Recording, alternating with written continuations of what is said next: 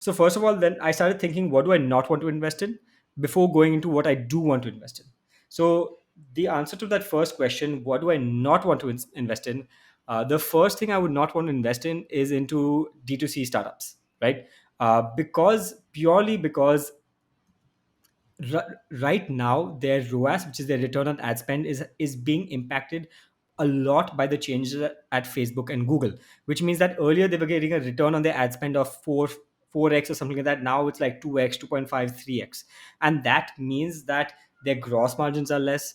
That means that they have to burn a lot more capital in order to grow, and that capital which is not available right now. And throughout this entire discussion, I'm going to be focusing on capital efficiency. And I don't think D2C companies can be capital efficient right now, especially young D2C companies. If you're a D2C company that's been there for a while, maybe, but young D2C companies cannot be capital efficient, in my opinion, right now. In fact, sorry, in one of our very early episodes we spoke about community and how D2C companies can, they can grow through community and all that stuff. But I'm not going to mention the name, but there is a D2C company that I do know of which has a kick-ass community but is still struggling. So yeah, so for me, number one, D2C is out.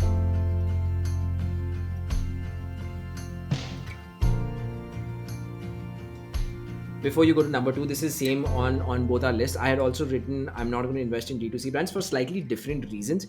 One, I don't think they are a lot of these D2C brands are venture fundable ideas, right? So let's look at angel investing. When you're angel investing, your returns are going to come from the series A, series B, series D rounds that happen, and hopefully one of those rounds you'll get an exit, right? I genuinely believe that barring a few D2C companies that can tap into that large market like a Mama Earth or a boat, and both of these were not D2C companies, by the way. These were marketplace driven companies at the end of the day. Consumer brands, sure, but not D2C, right?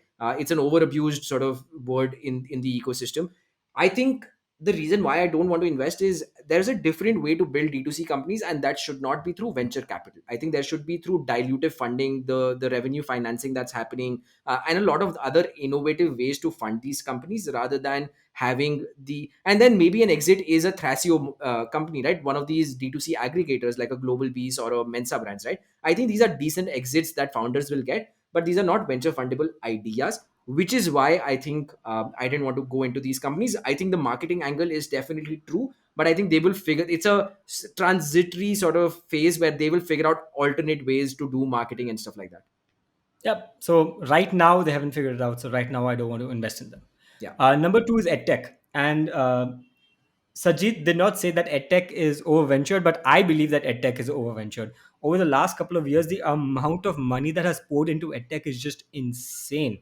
And I think if the first place where they will cut the amount of funding is going to be EdTech, so yeah, EdTech for me is also out.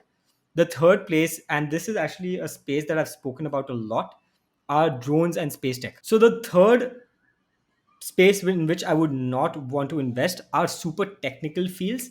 And I've spoken about these two fields a lot on this podcast because I do love them, drones and space tech. And I'm sure there are other technical fields as well. But drones and space tech, they are super hot right now. But I would not touch them because I feel like I have done a deep dive on drones. I have gone and spoken to drone manufacturers. I've gone and spoken to drone research labs and stuff like that, and it's just such a technical field. There is no way for me to evaluate it. Space is just like, yeah, dude, there's no way for me to evaluate it at all.